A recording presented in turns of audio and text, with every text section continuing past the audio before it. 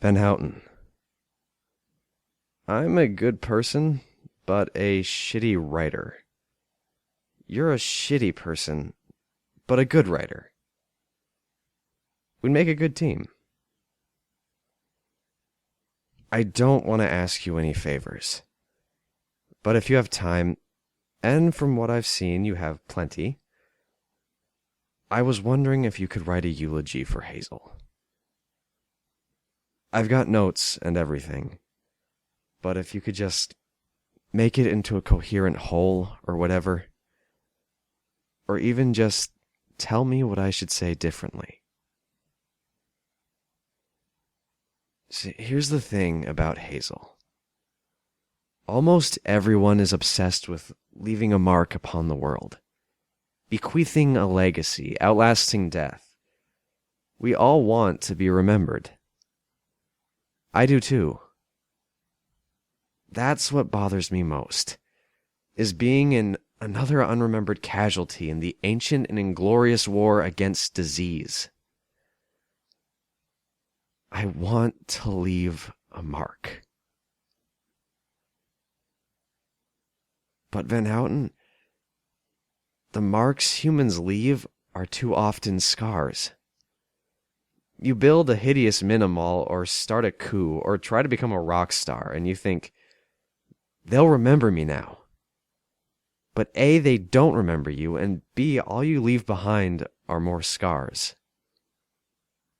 Your coup becomes a dictatorship. Your minimal becomes a lesion.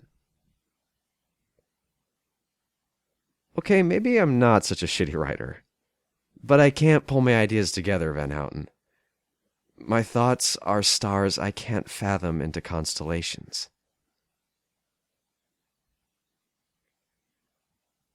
We are like a bunch of dogs squirting on fire hydrants. We poison the groundwater with our toxic piss, marking everything mine in a ridiculous attempt to survive our deaths. I can't stop pissing on fire hydrants.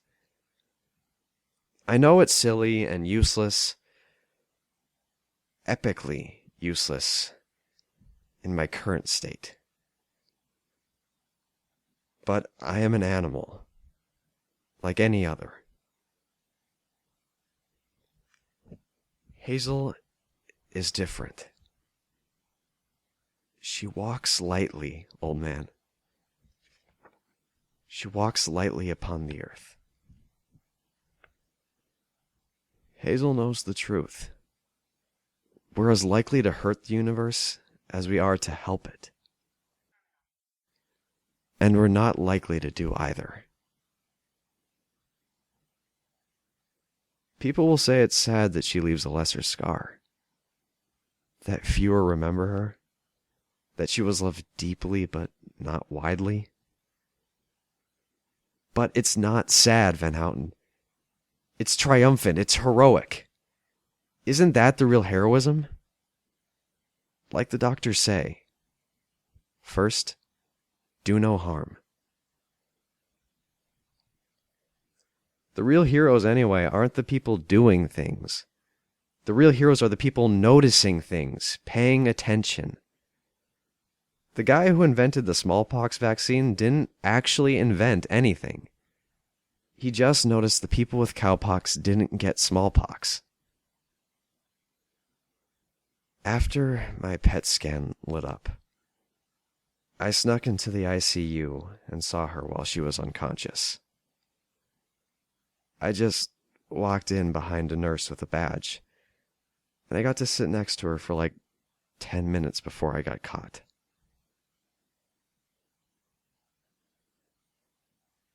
I really thought she was going to die before I could tell her that I was going to die too.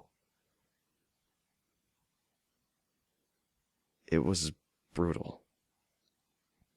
The incessant, mechanized haranguing of intensive care. She had this dark cancer water dripping out of her chest. Eyes closed. Intubated.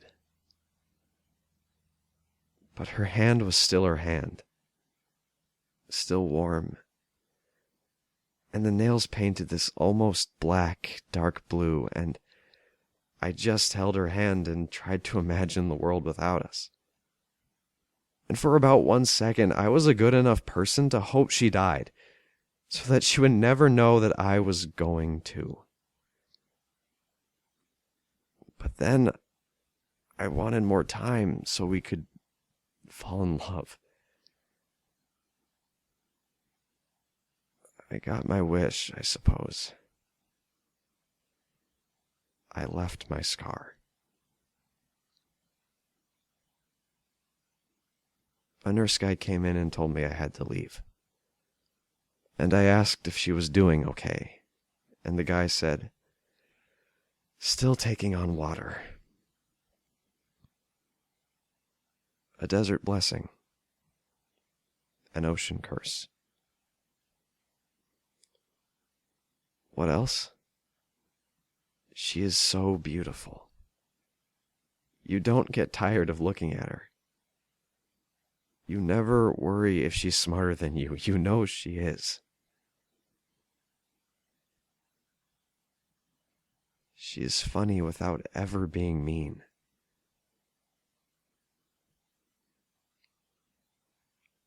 I love her. I am so lucky to love her, Van Houten.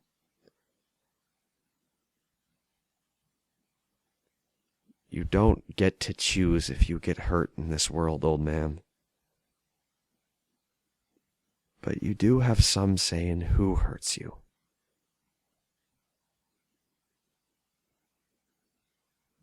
I like my choices. I hope she likes hers.